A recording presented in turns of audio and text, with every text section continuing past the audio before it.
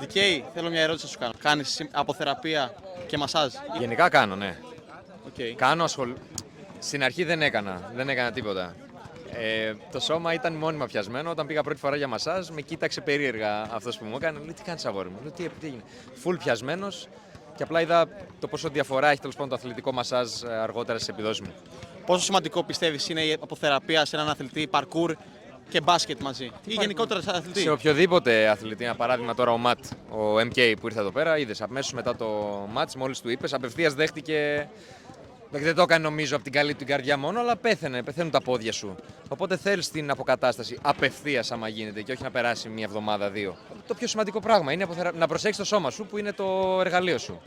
Αυτό είναι σαν να ρωτάς, άμα δεν φορτίζεις την κάμερά σου, ξέρω εγώ, γιατί δεν βγάζει μετά. Πρέπει να τη φορτίσεις. Πρέπει να φορτίσεις τα πόδια σου, πρέπει να τα αποφορτίσεις βασικά στη δική μας περίπτωση.